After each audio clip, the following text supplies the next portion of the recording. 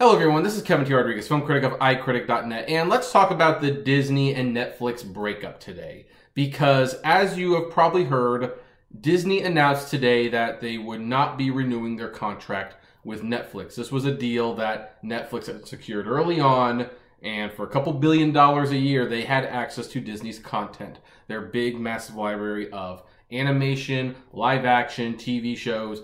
Not so much the shorts that I can think of, although maybe they did get the license to the shorts and nobody thought to put them up. I don't know. But either way, it was a very lucrative deal for Disney, and it helped Netflix gain a foothold in the market, to the point where there were rumors that Disney was considering buying Netflix themselves. But either those rumors turned out to be false, or Disney changed their mind, because they announced today a couple things. First, they announced that ESPN would be getting a streaming service, and they were teaming up with a streaming network to bring ESPN to streaming, and in fact had even bought a majority stake in the company, which shows how serious they were about it. And they announced also in 2019 the Netflix deal would be expiring, and they would be streaming all of their own content on their own website, on their own service. And this got a lot of people understandably upset, because you know what? We subscribe to Netflix and we want the most bang out of our buck. But here's the thing, and I'm not surprised by this. I'm not surprised by this for a number of reasons. First of all, I am surprised that Netflix is still only $10 a month. I mean, for what they offer and what they give, it really should be $20 or $30 a month. They're pretty much giving away Netflix at this point. But that said, I believe Netflix saw this coming.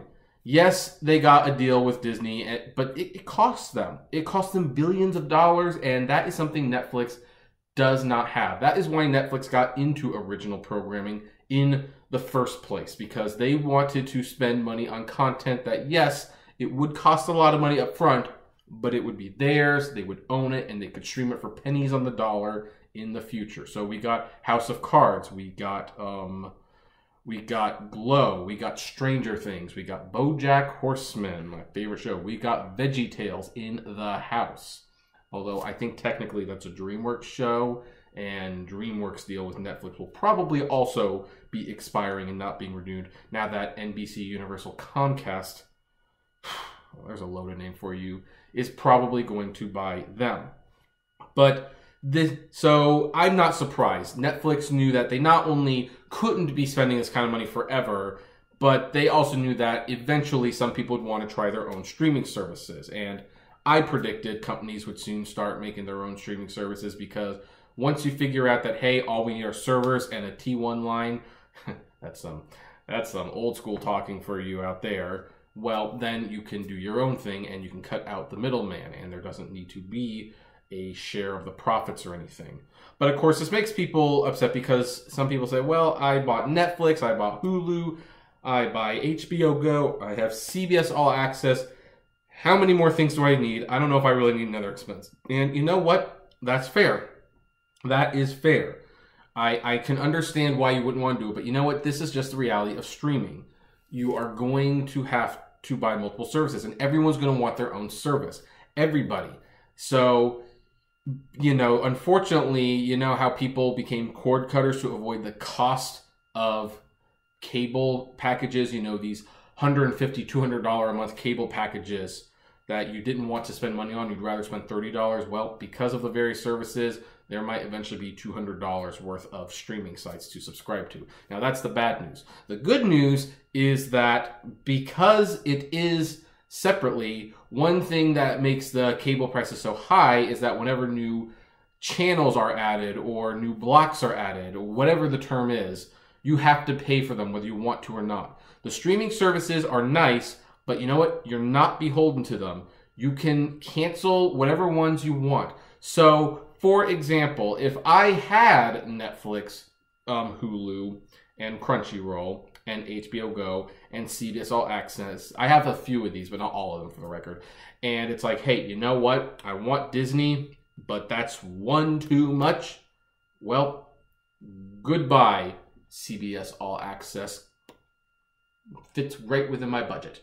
And so, while this is obviously going to annoy people who would rather they've gotten used to spending $30 or $20 a month for their streaming, and the idea that Disney is taking their content and you have to sign up for a service that's just for them is annoying. But hey, you know, if you don't want it, if it's not worth it to you, unlike the cable packages, you don't have to get it.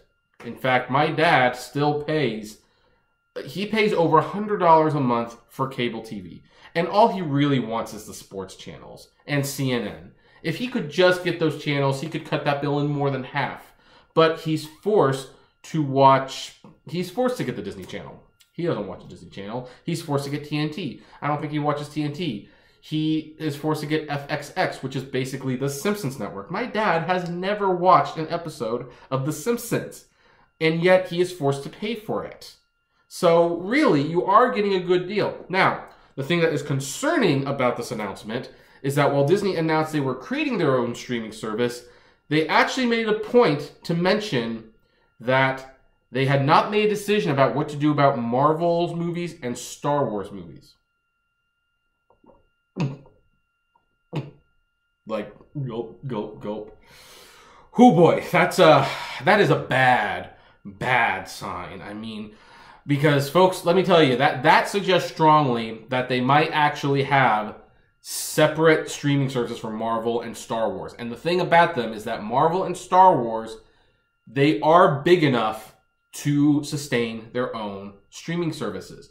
And that means that they might be making content that is exclusive to those networks. I don't think Daredevil and Jessica Jones are going to be moving over to a Marvel streaming service if they're still running by 2020 or 2019, whenever this is. But it does show that Disney considers the Marvel Cinematic Universe so big it can have its own streaming service. Now, I'm not going to have any need for a service like that because I own all the Marvel movies on Blu-ray and, in most cases, Blu-ray 3D. So I don't need that. And I own all the Star Wars movies that I want on Blu-ray and Blu-ray 3D. So I won't need that either. But the fact that Disney knows those properties are big enough to support them and they didn't want to commit to them being part of the Disney streaming service speaks volumes. And that's where things might be getting a little dicey. I mean, what happens next? Is Paramount going to create a streaming service and then decide, but you know what? The Transformers movies, they're big enough, they get their own streaming service. I don't know.